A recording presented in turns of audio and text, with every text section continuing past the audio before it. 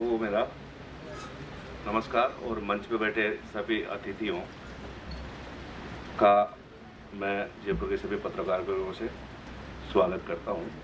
वैसे तो मैं अनचाहा की वजह से यहाँ आया हूँ, मैं चलो बोलने के लिए तो नहीं था, लेकिन चलो मुझे मौका मिल गया तो इस मौके का फ़ायदा मुझे उठाना चाहिए और सब लोग जानते हैं कि मैं उठाता भी हूँ। अभी अभी आपने धर्म सिंह जी का एक भाषण सुना होगा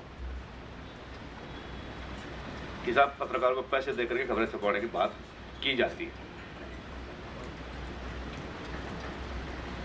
धर्म सिंह जी, मैं ये कहना चाहता हूँ इस मंच के माध्यम से, जो पैसा लेकर के पत्रकार खबर छापता है वो पत्रकार नहीं होता। मैं खुलेआम बोल रहा हूँ इस चीज को, पहले भी बोलता रहा हूँ, आज भी बोल रहा हूँ, आगे भी बोलूंगा कि जो पैसा देकर खबर छपवाता है न तो वो राजनेता होता है और न ही अच्छा ब्यूरोक्रेट्स होता है, वो एक दलाल होता है और अपने लिए दलाल पैदा करता है।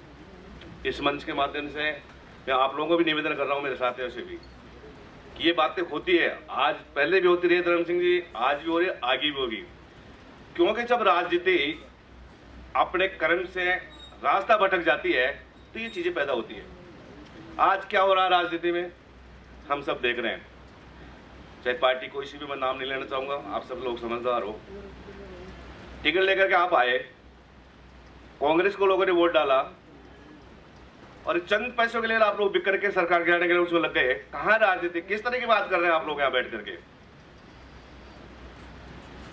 उंगली उठाना आसान है, स्तंभ 3 स्तंभ है, चौथा स्तंभ हमने एक इच्छा से मिला हम लोगों को। चौथा स्तंभ क्यों मिला, जिसके पीछे कोई लंबी कहानी है। जब न्यायपालिका भ्रष्ट हो गई, जब कार्यपालिका भ्रष्ट हो गई और जब विधायिका अंधी हो गई, जब आम जनता किसके पास जाए, उन्होंने एक पिलर खड़ा हुआ मीडिया, जिसको एक चौथा स्तंभ बोला गया। जब तीनों लोग अगर आप ईमानदारी से काम करेंगे ये, तो हमारे पास आने की आवश्यकता ही नहीं होगी। जब ये तीनों लोग काम नहीं करते हैं, अपनी ईमानदारी से काम नहीं करते हैं, तब जनता मजबूर होकर के हम लोगों के पास आती है। अब इसमें बात यह है कि जब भ्रष्टाचार पैसा देने लगी बात, कि साहब पैसा दे करके कोई भी ईमानदार आदमी या पीड़ित पक्ष कभी भी किसी पत्रकार को पैसा देने का ऑफर नहीं करेगा। ऑफर वही आदमी करेगा कि मेरे को इस खबर से अगर लाख रुपए का फायदा मैं किसी पत्रकार को 5,000 रुपये 2,000 रुपये दे दूंगा तो अपने स्वार्थ के लिए दे रहा हो, लेकिन वो लेने वाला कोई पत्रकार नहीं है, उसको मैं आज ही पत्रकार नहीं मानता हूं। ये बात तो मुझे इसलिए बोलनी पड़ी कि अभी ये चर्चा इस मुद्दे पर आई, मेरा एक फर्ज बनता है कि चूंकि मैं पत्रकारों की नेतागिरी करता हूं, मैं धर्म सिंह जी, मेरा फर्ज भी बनता है कि जहां जहां पत्रकारों के खिलाफ बोला जाएगा वहां मेरी आवाज बुलंद रहेगी, चाहे वो न्यायपालिका हो, चाहे कार्यपालिका हो, चाहे विधायिका हो। आरोप लगाना आसान बात है, आरोप हम भी लगा देते हैं, लेकिन सच्चाई बहुत कोसों दूर होती है उससे। अब आता हूं मैं जगजाहिर पे। अरुण जी को मैं जिस दिन अरुण जी जयपुर में आए उस दिन से जानता हूं। जुझारू पे मतलब मैंने शायद इन सालों में 5-10 सालों में इनसे ज्यादा जुझारू व्यक्ति कोई नहीं देखा। मैं आपको पिछले दिनों का उदाहरण बता दूं, कोरोना कार्यकाल में सारे संस्थान जब बंद हो गए तो हमारा ये संस्थान भी बंद हो गया। 2 दिन तक मैं इंतजार करता रहा कि यार कैसे प्रेस क्लब खुले, कैसे लोग बैठे, क्योंकि हमारे करीब 80 लोग फील्ड में थे, जिसमें कैमरामैन भी थे, फोटोग्राफर भी थे, कुछ जर्नलिस्ट भी थे। मेरा विचार है कि 80 लोगों को अंदर घरों में कोई प्रवेश देगा नहीं। सुबह निकल जाते हैं, शाम को जाएंगे तो दिन भर क्या करेंगे, कहाँ रेस्ट करेंगे, कहाँ बैठेंगे, कहाँ इनकी चाय की व्यवस्था होगी। तो मैं आया भाई लोगों, मैं आपको बहुत अच्छी चीज बता रहा हूँ अरुण जी के लिए, कि मुझे सबसे पहले अरुण जी मिले।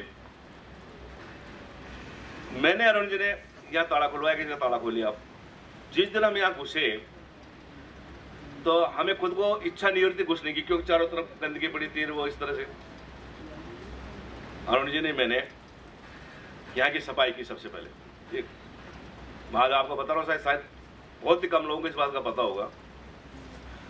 सफाई करके हमने एक बैठक की कि हम दिन में आएंगे, दोनों एक साथ खाना खाएंगे। खाने की व्यवस्था हुई कि इनके खाने की व्यवस्था ये करके लाते, मेरे खाने की व्यवस्था मैं करके लाते, हम दोनों यहाँ खाना खाते, 2 ही रहते थे, तीसरा कोई नहीं आता था हमारे पास में। और हम थोड़ी देर टीवी देखते, गपशप लगाते, ये अपनी खबरें करते, नींद आती तो हम सो भी जाते। उसका बाद भी फिर हमने क्या चाय की व्यवस्था की, भाई अपन चाय की व्यवस्था अपन कर लेते। सारे पत्रकार आए, दावे हमारे को खुशी इस बात की है बसपति जी कि उस दौरान हमारे पास करीब 40 जर्नलिस्ट रोजाना यहाँ करके हमारे पास बैठते थे। और उसी कार्यकाल का आप जो हरियाली देख रहे हैं, ये सिर्फ अरुण जी की और मेरी बदौलत है। हमने 5-6 बार इस पेड़ों में पानी दे करके इनको बचाया है उस कोरोना के टाइम। अब ये जब खबर लिखते थे तो मेरे को बताते थे, मैं क्या बगल में इनके बगल में दूसरी साइड में बैठता था, मेरे कहते भाई साहब ये खबर है क्या आपके पास, इसमें ये हो गया, इसमें ये हो गया, इसमें हो गया। यानी मैं भी थोड़ा बहुत अपडेट हो जाता था। भाइयों, हम पत्रकार हैं, कोई किसी संस्थान में काम करता है, कोई अखबार निकालता है, कोई जो आज भी काम संस्था में काम करने वाले को जो तनख्वाह मिलती है, सब काम हो जाता है, उनकी मजबूरी अलग होती है। लेकिन जो आज भी अखबार निकालता है, धर्म सिंह जी, सुनो आप उसकी परेशानी, कितनी परेशानी है। सबसे पहले तो उसके बजट की परेशानी, यार इस वीक में निकाल दे, अगले वीक में कैसे निकालूंगा इसको, कहाँ से मैं लाऊंगा, कहाँ से विज्ञापन लाऊंगा। या विज्ञापन देता कौन, बड़े लोग तो देंगे कब, जब अरुण जैसे आदमी होंगे और उनके जब फट्टा मारेंगे ना, तब उनकी पहचान बनेगी। नहीं अरुण पीछे की तरफ बैठ जाए और कोई नहीं पूछे, तो ये जरूरी है कि आज के ज़माने छोटे अखबार वाले को मैं फिर कहता हूँ, ये आशा पटेल जी बैठी हुई है, मेरी बहुत पुरानी, मैं बहुत जानता हूँ, इनका संघर्ष मैंने देखा है, इनके सवाल जवाब भी मैंने देखे हैं। भाई साहब अगर ये इस तरह के सवाल नहीं पूछेंगे तो कोई नहीं पूछेगा। आज मुझे खुशी इस बात की है, चाहे अरुण जी के बारे में नेगेटिव बोलते होंगे लोग आपसे पॉजिटिव बोलते होंगे, लेकिन जिस प्रेस कॉन्फ्रेंस में जाते हैं, चाहे आपकी वसुंधरा जी रही हो, चाहे अशोक गहलोत रहे हो, चाहे डोटा साहब रहे हो, चाहे पूनिया जी रहे, सबसे पहले बगल में जानते हैं कि यार ये अरुण का ही बेटा है इधर। ये बहुत बड़ी उपलब्धि है, मैं इसको बहुत बड़ी उपलब्धि मानता हूँ। मैं एक दिन बीजेपी ऑफिस में ऐसे चला गया, प्रेस कॉन्फ्रेंस थी, बड़े बड़े लीडर बैठे हुए थे, दिल्ली से भी नेता आए हुए थे। अरुण जी के सवाल पर बगले जागने लगे, क्या क्या जवाब दे, क्या सवाल क्या है, क्या करे क्या नहीं करे। कुछ लोग नाराज हुए, हमारे लोगों में से कहे यार ये क्या सवाल है, मैंने कहा पूछ ले तुम, ये पूछेगा जब भी तो पता चलेगा कोई पत्रकार ही बैठा है यहाँ। मतलब अरुण जी ऐसे पत्रकार है कि जो साड़ी से लगा करके नाटक का सवाल कर लेते हैं। ये मैं कहता हूँ इस मौके पे, मतलब हर तरह के सवाल इनके पास में, जिसका जवाब नहीं होता सामने वाला का। बस संसार से लेकर समझ लो, चाहे राजनीति से लेकर समझ लो, किसी भी तरह से ले, लोग कह देते हैं यार यहाँ बैठ के, यहाँ बैठना आसान नहीं है। आशा जी पूछे बैठी, आशा जी एक महिला जर्नलिस्ट, कितने मेहनत करनी पड़ी इनके अखबार के लिए, आप कितने सवाल, कितने कहाँ तक। और देखो साहब हम तो कार में घूमने वाले आदमी हैं, लोग मोटरसाइकिल घूमते हैं, ये तो साइकिल से घुमा है, राज भी साइकिल से घूमता है। आज भी साइकिल से पत्रकारिता करना इस 21वीं सदी में बहुत बड़ी बात है। मैं भी कई बार इससे मजाक कर लेता हूँ, मैं तो इससे बहुत ज़्यादा मजाक करता हूँ। मैं तो बिहार और राजस्थान से जोड़ देता हूँ, अरे यार तू बिहारी आकर के तो हमारी ऐसे की तैसी कर रहा है। मैं एक प्रेस कॉन्फ्रेंस में था साथियों, अरुण जी भी थे, प्रेस कॉन्फ्रेंस थी भारत के मुख्य निर्वाचन आयुक्त की, इस्लामाबाद में हुई थी। बात होने लगे, बात होने के बाद उन्होंने कहा सवाल करो। अब जो अपने आदत के मुताबिक अरुण जी जैसा सवाल करते हैं, अरुण जी खड़े हुए और अरुण जी का एक सवाल था कि साहब आप ये बताइए, आपका चुनाव आयोग जो है भारत निर्वाचन आयोग दंत विहीन हो गया, नख विहीन हो गया, आप क्या चुनाव। तो वो मेरे परिचित थे बेचारे, वो मेरे तक बोले यार ये कौन है, तो मैंने कहा मैं बाद में बताऊंगा, पहले जवाब तो दे दो इनका। मतलब ये है पहचान।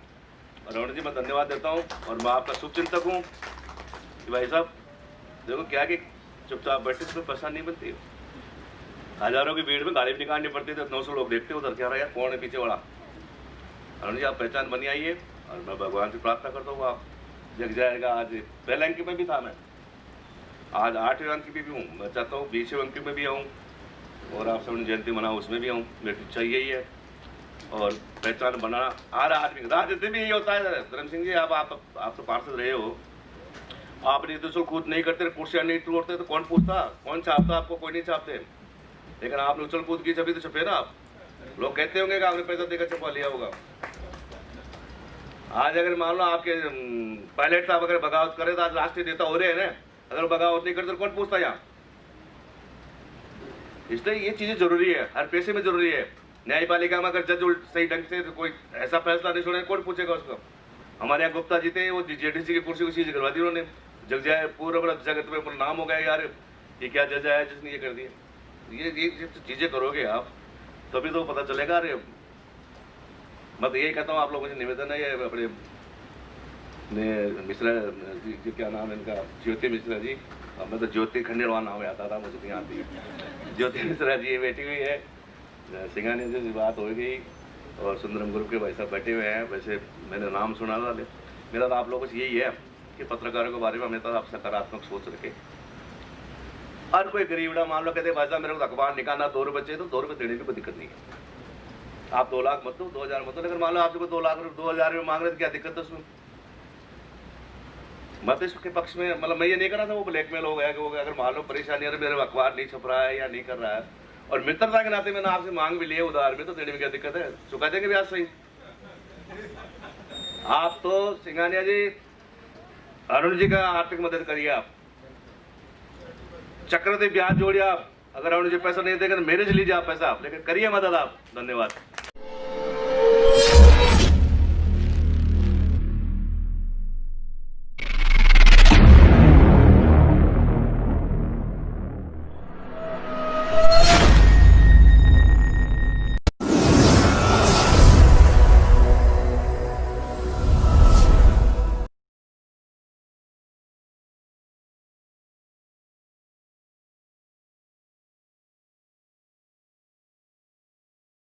वो मेरा नमस्कार और मंच पे बैठे सभी अतिथियों का मैं जयपुर के सभी पत्रकारों से स्वागत करता हूं। वैसे तो मैं अनचाहा की वजह से यहाँ आया हूँ, मैं ऐसे कोई बोलने के लिए तो नहीं था, लेकिन चलो मुझे मौका मिल गया तो इस मौके का फ़ायदा मुझे उठाना चाहिए और सब लोग जानते हैं कि मैं उठाता भी हूँ। अभी अभी आपने धर्म सिंह जी का एक भाषण सुना होगा कि साहब पत्रकारों को पैसे देकर के खबरें छपवाने की बात की जाती है। धर्म सिंह जी मैं ये कहना चाहता हूँ इस मंच के माध्यम से, जो पैसा लेकर के पत्रकार खबर छापता है वो पत्रकार नहीं होता। मैं खुलेआम बोल रहा हूँ इस चीज को, पहले भी बोलता रहा हूँ, आज भी बोल रहा हूँ, आगे भी बोलूंगा कि जो पैसा देकर खबर छपवाता है न तो वो राजनेता होता है और न ही अच्छा ब्यूरोक्रेट्स होता है, वो एक दलाल होता है और अपने लिए दलाल पैदा करता है। इस मंच के माध्यम से मैं आप लोगों को भी निवेदन कर रहा हूँ, मेरे साथियों से भी, कि ये बातें होती है, आज पहले भी होती रही धर्म सिंह जी, आज भी हो रही है, आगे भी होगी। क्योंकि जब राजनीति अपने कर्म से रास्ता भटक जाती है तो ये चीजें पैदा होती है। आज क्या हो रहा है राजनीति में हम सब देख रहे हैं, चाहे पार्टी कोई सी भी, मैं नाम नहीं लेना चाहूंगा, आप सब लोग समझदार हो। टिकट लेकर के आप आए, कांग्रेस को लोगों ने वोट डाला और चंद पैसों के लिए आप लोग बिक करके सरकार गिराने के लिए उसमें लग गए। कहां राजनीति, किस तरह की बात कर रहे हैं आप लोग यहां बैठ करके? उंगली उठाना आसान है, स्तंभ 3 स्तंभ है, चौथा स्तंभ हमने एक इच्छा से मिला हम लोगों को। चौथा स्तंभ क्यों मिला, जिसके पीछे कोई लंबी कहानी है। जब न्यायपालिका भ्रष्ट हो गई, जब कार्यपालिका भ्रष्ट हो गई और जब विधायिका अंधी हो गई, जब आम जनता किसके पास जाए, उन्होंने एक पिलर खड़ा हुआ मीडिया, जिसको ये चौथा स्तंभ बोला गया। जब तीनों लोग अगर आप ईमानदारी से काम करेंगे ये, तो हमारे पास आने की आवश्यकता ही नहीं होगी। जब ये तीनों लोग काम नहीं करते हैं, अपनी ईमानदारी से काम नहीं करते हैं, तब जनता मजबूर होकर के हम लोगों के पास आती है। आप इसमें बात यह है कि जब भ्रष्टाचार पैसा देने लगी बात, कि साहब पैसा दे करके कोई भी ईमानदार आदमी या पीड़ित पक्ष कभी भी किसी पत्रकार को पैसा देने का ऑफर नहीं करेगा। ऑफर वही आदमी करेगा कि मेरे को इस खबर से अगर लाख रुपए का फायदा है, मैं किसी पत्रकार को 5000 रुपये 2000 रुपये दे दूंगा तो अपने स्वार्थ के लिए दे रहा हो, लेकिन वो लेने वाला कोई पत्रकार नहीं है, उसको मैं आज ही पत्रकार नहीं मानता हूँ। ये बात तो मुझे इसलिए बोलनी पड़ी कि अभी ये चर्चा इस मुद्दे पर आई, मेरा एक फर्ज बनता है कि चूंकि मैं पत्रकारों की नेतागिरी करता हूँ, मैं धर्म सिंह जी, मेरा फर्ज भी बनता है कि जहां जहां पत्रकारों के खिलाफ बोला जाएगा वहां मेरी आवाज बुलंद रहेगी, चाहे वो न्यायपालिका हो, चाहे कार्यपालिका हो, चाहे विधायिका हो। आरोप लगाना आसान बात है, आरोप हम भी लगा देते हैं, लेकिन सच्चाई बहुत कोसों दूर होती है उससे। अब आता हूं मैं जगजाहिर पे। अरुण जी को मैं जिस दिन अरुण जी जयपुर में आए उस दिन से जानता हूँ। जुझारू पे मतलब मैंने शायद इन सालों में 5-10 सालों में इनसे ज्यादा जुझारू व्यक्ति कोई नहीं देखा। मैं आपको पिछले दिनों का उदाहरण बता दूं, कोरोना कार्यकाल में सारे संस्थान जब बंद हो गए तो हमारा ये संस्थान भी बंद हो गया। 2 दिन तक मैं इंतजार करता रहा कि यार कैसे प्रेस क्लब खुले, कैसे लोग बैठे, क्योंकि हमारे करीब 80 लोग फील्ड में थे, जिसमें कैमरामैन भी थे, फोटोग्राफर भी थे, कुछ जर्नलिस्ट भी थे। मेरा विचार है कि 80 लोगों को अंदर घरों में कोई प्रवेश देगा नहीं, सुबह निकल जाते हैं, शाम को जाएंगे तो दिन भर क्या करेंगे, कहाँ रेस्ट करेंगे, कहाँ बैठेंगे, कहाँ इनकी चाय की व्यवस्था होगी। तो मैं आया। भाई लोगों, मैं आपको एक बहुत अच्छी चीज़ बता रहा हूँ अरुण जी के लिए, कि मुझे सबसे पहले अरुण जी मिले। मैंने अरुण जी ने यहाँ ताला खुलवाया, कि ताला खोलिए आप। जिस दिन हम यहाँ घुसे तो हमें खुद को इच्छा नहीं हो रही थी घुसने की, क्योंकि चारों तरफ गंदगी पड़ी थी वो इस तरह से। अरुण जी ने मैंने यहाँ की सफाई की सबसे पहले। आज आपको बता रहा हूँ, शायद बहुत ही कम लोगों को इस बात का पता होगा। सफाई करके हमने एक बैठक की कि हम दिन में आएंगे, दोनों एक साथ खाना खाएंगे। खाने की व्यवस्था हुई कि इनके खाने की व्यवस्था ये करके लाते, मेरे खाने की व्यवस्था मैं करके लाते। हम दोनों यहाँ खाना खाते, दो ही रहते थे, तीसरा कोई नहीं आता था हमारे पास में। और हम थोड़ी देर टीवी देखते, गपशप लगाते, ये अपनी खबरें करते, नींद आती तो हम सो भी जाते। उसका बाद भी फिर हमने क्या, चाय की व्यवस्था की। भाई अपन चाय की व्यवस्था अपन कर लेते। सारे पत्रकार आए। दावे हमारे को खुशी इस बात की है बसपति जी कि उस दौरान हमारे पास करीब 40 जर्नलिस्ट रोजाना यहाँ करके हमारे पास बैठते थे। और उसी कार्यकाल का आप जो हरियाली देख रहे हैं, ये सिर्फ अरुण जी की और मेरी बदौलत हमने 5-6 बार इस पेड़ों में पानी देकर के इनको बचाया उस कोरोना के दौरान। अब ये जब खबर लिखते थे तो मेरे को बताते थे, मैं क्या बगल में, इनके बगल में दूसरी साइड में बैठता था। मेरे कहते भाई साहब ये खबर है क्या आपके पास, इसमें ये हो गया, इसमें हो गया, इसमें हो गया। यानी मैं भी थोड़ा बहुत अपडेट हो जाता था। भाइयों, हम पत्रकार हैं, कोई किसी संस्थान में काम करता है, कोई अखबार निकालता है, कोई जो आज भी काम संस्था में काम करने वाले को जो तनख्वाह मिलती है, सब काम हो जाता है, उनकी मजबूरी अलग होती है। लेकिन जो आज अखबार निकालता है, धर्म सिंह जी, सुनो आप उसकी परेशानी कितनी परेशानी है। सबसे पहले तो उसके बजट की परेशानी, यार इस वीक में निकाल दे, अगले वीक में कैसे निकालूंगा इसको, कहाँ से मैं लाऊंगा, कहाँ से विज्ञापन लाऊंगा। या विज्ञापन देता कौन, बड़े लोग तो देंगे कब, जब अरुण जैसे आदमी होंगे और उनके जब फट्टा मारेंगे ना, तब उनकी पहचान बनेगी। नहीं अरुण पीछे की तरफ बैठ जाए और कोई नहीं पूछे, तो ये जरूरी है कि आज के ज़माने छोटे अखबार वाले को मैं फिर कहता हूँ, ये आशा पटेल जी बैठी हुई है, मेरे बहुत पुराने, मैं बहुत जानता हूँ, इनका संघर्ष मैंने देखा है, इनके सवाल जवाब भी मैंने देखे हैं। भाई साहब, अगर ये इस तरह के सवाल नहीं पूछेंगे तो कोई नहीं पूछेगा। आज मुझे खुशी इस बात की है, चाहे अरुण जी के बारे में नेगेटिव बोलते होंगे लोग आपसे पॉजिटिव बोलते होंगे, लेकिन जिस प्रेस कॉन्फ्रेंस में जाते हैं, चाहे आपकी वसुंधरा जी रही हो, चाहे अशोक गहलोत रहे हो, चाहे डोटा साहब रहे हो, चाहे पूनिया जी रहे, सबसे पहले बगल में जानते हैं कि यार ये अरुण का ही बेटा है इधर। ये बहुत बड़ी उपलब्धि है, मैं इसको बहुत बड़ी उपलब्धि मानता हूँ। मैं एक दिन बीजेपी ऑफिस में ऐसे चला गया, प्रेस कॉन्फ्रेंस थी, बड़े बड़े लीडर बैठे हुए थे, दिल्ली से भी नेता आए हुए थे। अरुण जी के सवाल पर बगले जागने लगे, क्या क्या जवाब दे, क्या सवाल क्या है, क्या करे क्या नहीं करे। कुछ लोग नाराज हुए, हमारे लोगों में से कहे यार ये क्या सवाल है। मैंने कहा पूछ ले तुम, ये पूछेगा जब भी तो पता चलेगा कोई पत्रकार ही बैठा है यहाँ। मतलब अरुण जी ऐसे पत्रकार है कि जो साड़ी से लगा करके नाटक का सवाल कर लेते हैं। ये मैं कहता हूँ इस मौके पे, मतलब हर तरह के सवाल इनके पास में, जिसका जवाब नहीं होता सामने वाला का। बस संस्था से लेकर समझ लो, चाहे राजनीति से लेकर समझ लो, किसी भी तरह से लेकर लोग कह देते हैं यार यहाँ बैठ के, यहाँ बैठना आसान नहीं है। आशा जी पूछे, बैठी आशा जी एक महिला जर्नलिस्ट, कितने मेहनत करनी पड़ी इनके अखबार के लिए, आप कितने सवाल, कितने कहाँ तक। और देखो साहब, हम तो कार में घूमने वाले आदमी हैं, लोग मोटरसाइकिल घूमते हैं, ये तो साइकिल से घुमा है, राज भी साइकिल से घूमता है। आज भी साइकिल से पत्रकारिता करना इस 21वीं सदी में बहुत बड़ी बात है। मैं भी कई बार इससे मजाक कर लेता हूँ, मैं तो इससे बहुत ज़्यादा मजाक करता हूँ। मैं तो बिहार और राजस्थान से जोड़ देता हूँ कि अरे यार तू बिहारी आकर के तो हमारी ऐसे की तैसी कर रहा है। मैं एक प्रेस कॉन्फ्रेंस में था साथियों, अरुण जी भी थे, प्रेस कॉन्फ्रेंस थी भारत के मुख्य निर्वाचन आयुक्त की, इस्लामाबाद में हुई थी। बात होने लगे, बात होने के बाद उन्होंने कहा सवाल करो। अब जो अपने आदत के मुताबिक अरुण जी जैसा सवाल करते हैं, अरुण जी खड़े हुए और अरुण जी का एक सवाल था कि साहब आप ये बताइए, आपका चुनाव आयोग जो है, भारत निर्वाचन आयोग दंत विहीन हो गया, नख विहीन हो गया, आप क्या चुनाव होता। वो मेरे परिचित थे बेचारे, वो मेरे तक बोले यार ये कौन है। तो मैंने कहा मैं बाद में बताऊंगा, पहले जवाब तो दे दो इनका। मतलब ये है पहचान। और अरुण जी मैं धन्यवाद देता हूँ, और मैं आपका शुभचिंतक हूँ कि भाई साहब देखो क्या कि चुपचाप बैठे इसमें परेशान नहीं बनती हो। हजारों की भीड़ में गाली भी निकालनी पड़ती थी, 900 लोग देखते उधर क्या रहा यार कौन है पीछे वाला। अरुण जी आप पहचान बनी आइए, और मैं भगवान से प्रार्थना करता हूँ आप जग जाएगा। आज पहले अंक में भी था मैं, आज 8वें अंक की भी हूँ। मैं चाहता हूँ 20वें अंक में भी आऊँ और आप सबने जयंती मनाओ उसमें भी आऊँ। मेरी इच्छा यही है और पहचान बनाना आ रहा आदमी। राजनीति में यही होता है धर्म सिंह जी, आप तो पार्षद रहे हो, आप नहीं तो कूद नहीं करते, कुर्सियाँ नहीं तोड़ते तो कौन पूछता, कौन छापता आपको? कोई नहीं छापते। लेकिन आपने उछल कूद की छपी तो छपे ना आप। लोग कहते होंगे कि आपने पैसा देकर छपवा लिया होगा।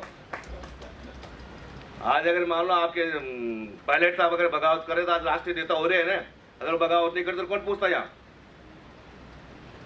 इसलिए ये चीजें जरूरी है, हर पेशे में जरूरी है।